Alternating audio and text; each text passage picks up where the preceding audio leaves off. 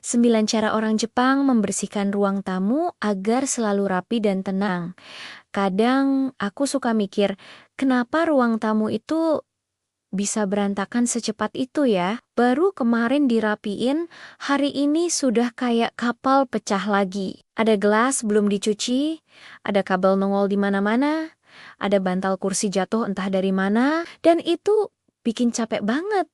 Walau cuma ngelihatnya saja, sampai suatu hari aku nonton kebiasaan orang Jepang dalam merawat rumahnya. Bukan cuma soal bersih-bersih, tapi cara mereka memperlakukan ruang sebagai bagian dari ketenangan hidup. Dan aku langsung merasa relate banget. Ternyata kita bukan cuma butuh rumah rapi, tapi juga butuh rumah yang bisa bantu kepala tetap waras. Nah, hari ini aku mau cerita 9 kebiasaan simple ala orang Jepang yang bikin ruang tamu selalu rapi tanpa harus capek setiap hari. Kebiasaan pertama adalah membersihkan sambil bergerak. Orang Jepang jarang menunda. Kalau mereka lewat dan lihat debu atau barang tidak pada tempatnya, langsung diberesin saat itu juga.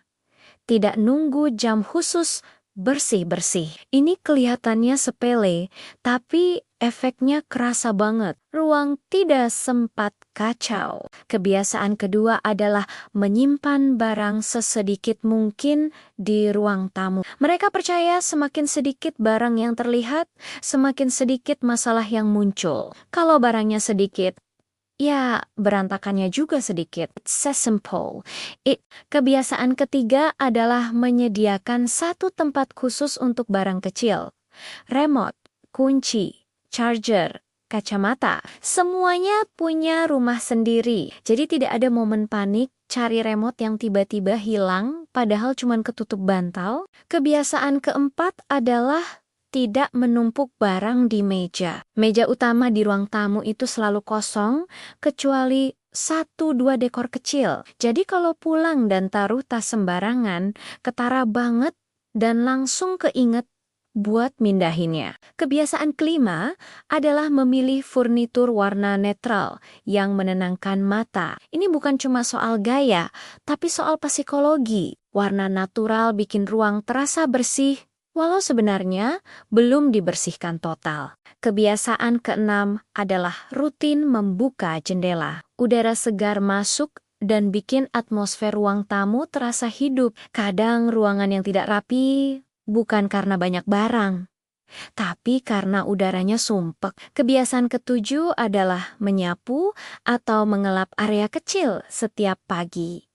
Bukan seluruh ruangan, hanya satu bagian kecil. Tapi kalau dilakukan setiap hari, hasilnya sama seperti bersih total. Kebiasaan kedelapan adalah mengembalikan barang ke tempatnya setiap malam sebelum tidur. Orang Jepang percaya tidur itu jadi lebih nyenyak kalau rumah dalam keadaan rapi, dan percaya atau tidak, bangun paginya memang jadi lebih enak. Dan kebiasaan kesembilan adalah menjaga ruang tamu sebagai ruang bersama. Artinya, mereka tidak memakai ruang tamu untuk numpuk barang pribadi.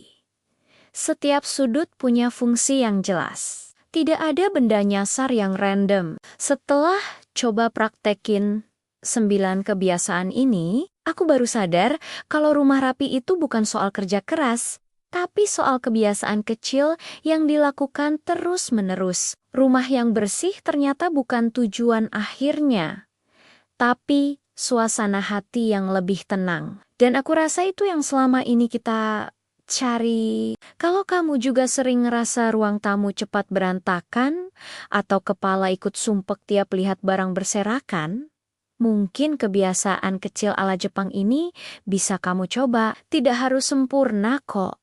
Pelan-pelan saja, yang penting konsisten. Semoga cerita ini bisa bantu kamu bikin rumah lebih nyaman, dan yang paling penting, bikin hati lebih ringan. Terima kasih sudah nonton. Sampai ketemu di cerita berikutnya.